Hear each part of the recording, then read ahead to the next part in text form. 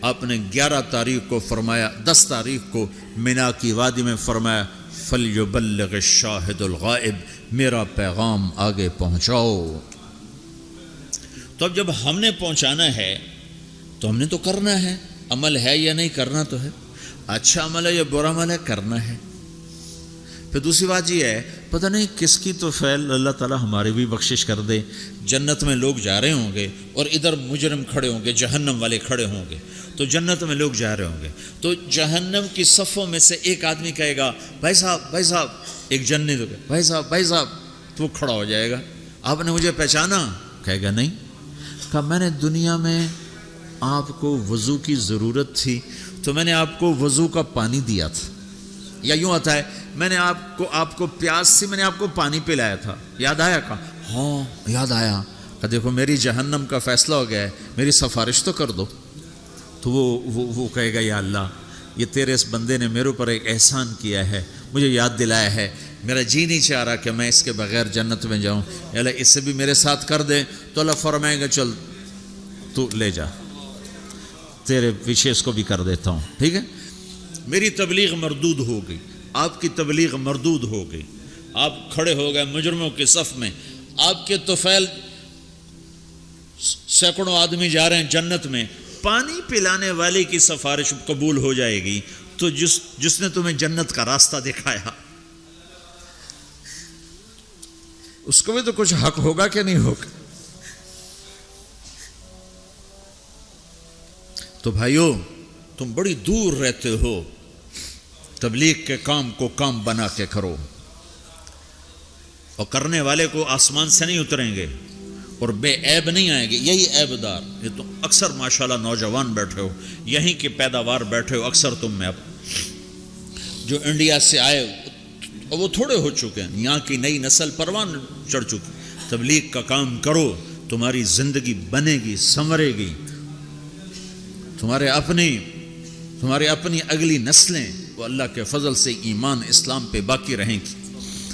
اگر تبلیغ کی محنت مٹ گئی تو کچھ باقی ہاتھ میں نہیں رہے گا، اور اسے اپنا کام سمجھ کے کرو۔ اگر میں غلط آدمی ہوں تو میری وجہ سے تم نماز چھوڑو گے؟ کہا جی باز میں نے تو نماز پڑھنا چھوڑ دی ہے۔ کیوں چھوڑ دی ہے؟ کہ وہ طارق جمیل کو دیکھا نمازی ہو کر وہ جھوٹ بولتا ہے تو میں نے نماز چھوڑ دی۔ کبھی دیکھا ایسا؟ جی میں نے تو حج کرنا چھوڑ دیا ہے۔ کیوں چھوڑ دیا ہے؟ کہ وہ حاجی صاحب حج کر کے بھی وہ ہیرا پھیری کرتا تو میں نے حج چھوڑ دیا۔ کبھی کوئی ایسا پاگل دیکھا ہے؟ صرف تبلیغ پہ آ کے نزلہ گرتا جی ہم نے تبلیغ چھوڑ دی۔ کیوں؟ تبلیغ والے ایسے ہیں تو کیا کرنی تبلیغ؟ اگر تو تبلیغ طارق جمیل کی ہے پھر تو مجھے تولو کہ اگر میں ٹھیک ہوں تو کرو، میں غلط ہوں تو چھوڑ دو۔ لیکن جب تبلیغ بھی اسی رب کا حکم ہے جس نے نماز کا حکم دیا، تبلیغ اسی رب کا حکم ہے جس نے روزے کا حکم دیا، تبلیغ اسی نبی کا امر ہے جس نے ہمیں شریعت دی ہے، تو مجھے کرنا ہے۔ سارے تبلیغ والے برے ہوں مجھے کرنا ہے، سارے تبلیغ والے اچھے ہوں مجھے کرنا ہے، سارے مسلمان کوئی اچھے ہیں، اکثریت تو بروں کی ہے، تو ہم کلمہ بھی چھوڑ دیں، پھر اسلام بھی چھوڑ دیں کہ مسلمان بہت برے ہیں اسلام چھوڑ دو۔ میں یہ دعویٰ تو نہیں کرتا ہوں، ہدایت اللہ کے ہاتھ میں ہے۔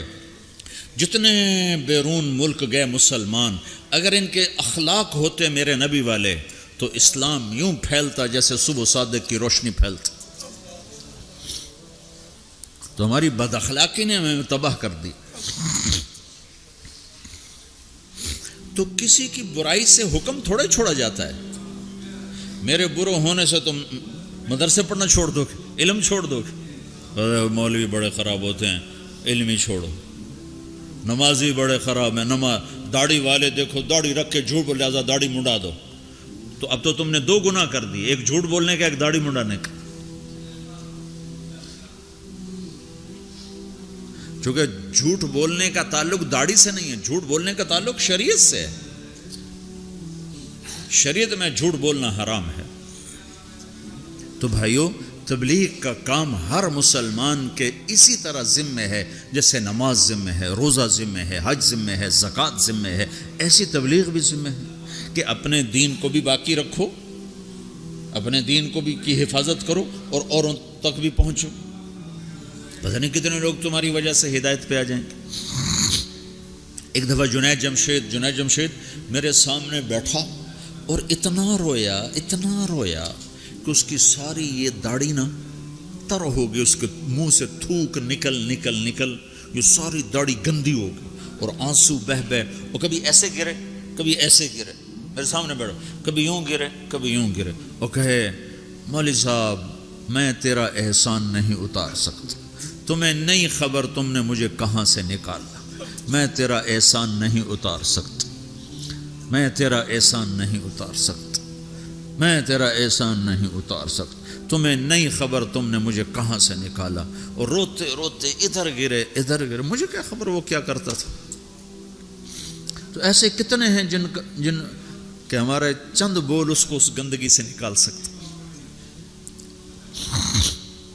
تو بھائیو اس تبلیغ کے کام کو اپنا کام بنا کے کرو،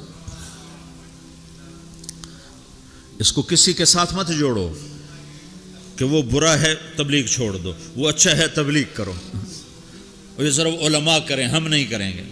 نہیں، سب نے کرنا ہے. اس وقت اللہ کی غیبی مدد تبلیغ کے ساتھ اور اللہ کا ہدایت کا نظام تبلیغ کے ساتھ چل رہا ہے. باقی جتنی دین کی محنتیں محدود ہیں، بڑھ نہیں سکتی. میں خود 10 مدرسے چلاتا ہوں لیکن محدود ہیں. 1000 سے اوپر میں لڑکے نہیں داخل کر سکتا. میرے پاس 1000 کی گنجائش، اس سے زیادہ کی نہیں. میں کہتا بھائی جاؤ کسی اور مدرسے میں جاؤ، میرے پاس گنجائش کوئی نہیں ہے. تبلیغ ایک ایسی محنت ہے جس کا کوئی کنارہ ہی کوئی نہیں. بحر نا کنار ہے، نہ گہرائی کا پتہ ہے، نہ لمبائی کا پتہ ہے، نہ چوڑائی کا پتہ ہے. چوروں کے پاس بھی جاؤ، ڈاکوؤں کے پاس بھی جاؤ، زانیوں کے پاس بھی جاؤ، شرابیوں کے پاس بھی جاؤ. ہمارے علاقے میں ایک وہ طوائفوں کا اڈا ہے، وہاں پہنچ گئے. طوائفوں کو جمع کیا، انہوں نے میں نے بیان کیا تو اس میں کوئی 10-12 لڑکیوں نے توبہ کی جو ناچنے کے لیے دبئی آتی تھی. اگلے دن ایک لڑکی تو اڈا چھوڑ کے بھاگ گئی اور اپنے رشتہ داروں کے پاس چلی گئی کہ مجھے پناہ دو، میں اس گندے کام سے توبہ کر چکی. 3 دن کے بعد ایک لڑکی میرے گھر پہنچ گئی، میرے گھر، فوزیہ اس کا نام. کہ مولانا میری جان بچاؤ، میرے بھائیوں نے مار کے مجھے میرا سر پھاڑ دیا ہے، وہ کہتے ہیں تمہیں یہی کام کرنا ہے، ہمیں روٹی کما کے دو. اور میں نے ان سے کہا ہے میرے ٹکڑے ٹکڑے کر دو، میں یہ گندا کام نہیں کروں.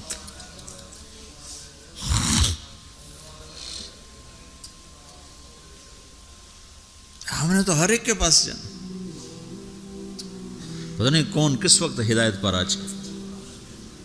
تو بھائیو میری آج کی اس مجلس کا خلاصہ 2 باتیں ہیں. ایک یہ کہ دین اپنے اندر لاؤ، دوسری ہے دین کو لوگوں تک پہنچاؤ. اور دین کی بنیاد ہے اللہ سے تعلق، اللہ کے حبیب کی شریعت. اور آپ کی شریعت میں 2 چیزیں ہیں، ایک عبادت، ایک اخلاق. اس سے آپ کی زندگی مکمل ہوگی، آپ ایک خوشبودار ہوگے. اس کو لے کر پھرو. تو نیت کرتے ہو سارے بھائی؟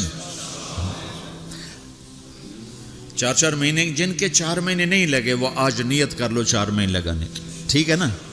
جب تمہیں اللہ اس کی توفیق دے 4 مہینے کی، سارے بھائی نیت کر لو. کرتے ہو نا بھائی سارے بھائی؟